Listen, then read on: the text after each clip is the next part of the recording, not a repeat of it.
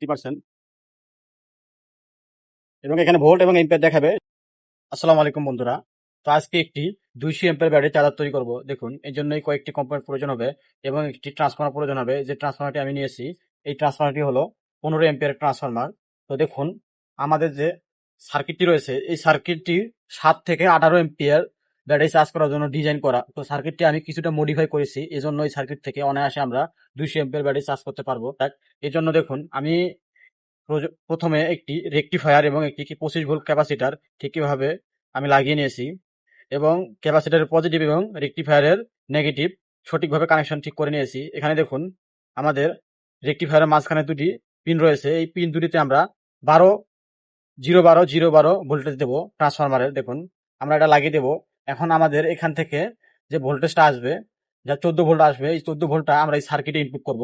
তো আসলে এই সার্কিটে এখানে খেয়াল করুন যে ডায়োডগুলো লাগানো আছে, এগুলোর কারণে এবং ক্যাপাসিটরের কারণে এখান থেকে আমরা হাই এম্পিয়ার ট্রান্সফরমার লাগাতে পারবো না।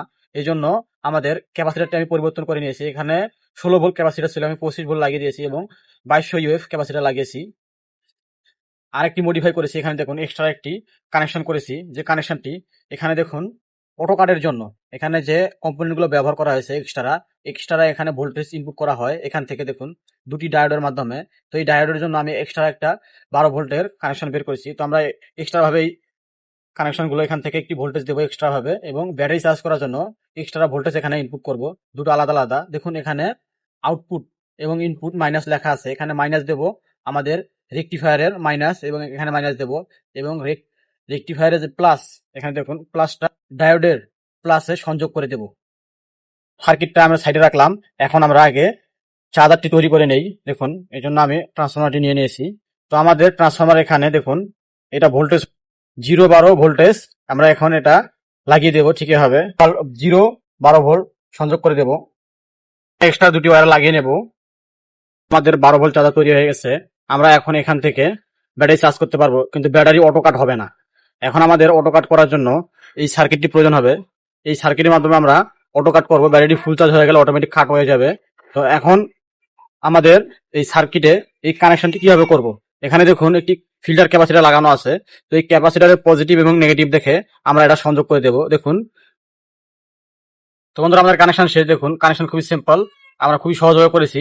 এখন এখানে আমাদের দুটি সাদা তার এবং একটি ব্লু কালার তার দেখতে পাচ্ছেন। তো এই তারে আমাদের এক্সট্রা 12 ভোল্ট দিতে হবে। এই জন্য আমার ট্রান্সফরমার দেখুন এক্সট্রা 12 ভোল্ট আছে, আমি এখান থেকে এক্সট্রা 12 ভোল্ট সংযোগ করে দেব। এখানে এখানে দুটি এলইডি আছে এবং একটা পাওয়ার এবং একটি চার্জিং ফুল।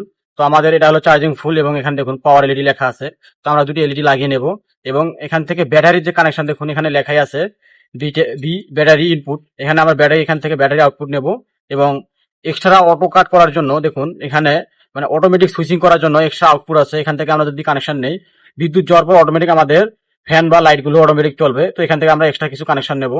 তো চলুন আমি সবার আগে এলইডি দুটি লাগিয়ে নেই, যে কালারিং এলইডি গুলো। মিটারটি লাগাবো।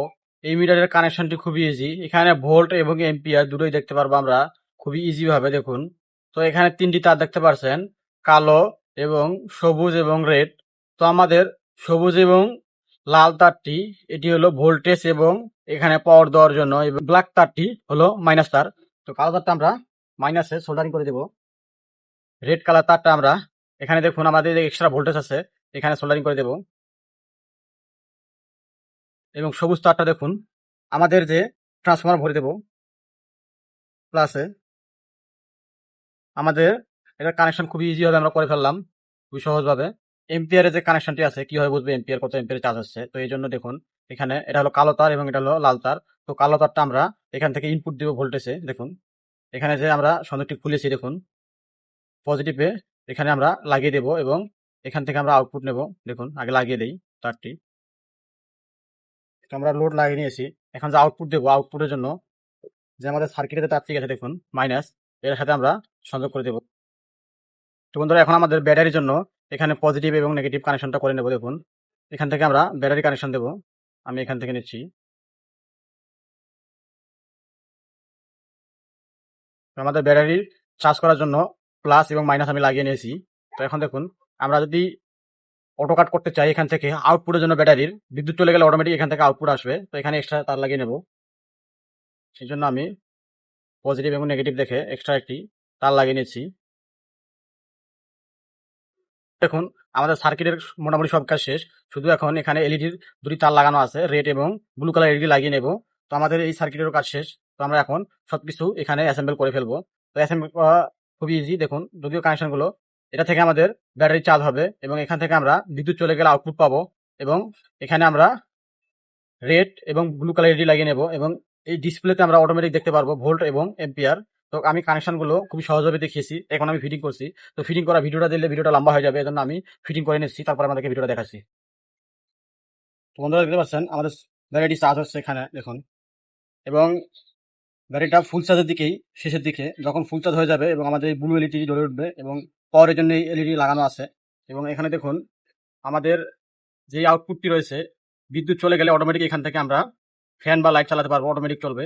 দেখুন অবশ্যই কমেন্ট করে জানান চার্জারটি কেমন হয়েছে। দেখতে পাচ্ছেন, এবং এখানে ভোল্ট এবং এম্পিয়ার দেখাবে, যদিও ব্যাটারি ফুল চার্জের দিকে, এই কারণে এম্পিয়ারটা কম দেখাচ্ছে। যখন চার্জিং একবার ব্যাটারিতে চার্জ কম থাকবে তখন দেখবেন এম্পিয়ারটা এখানে 4 বা 8 বা 10 এম্পিয়ার দেখাবে।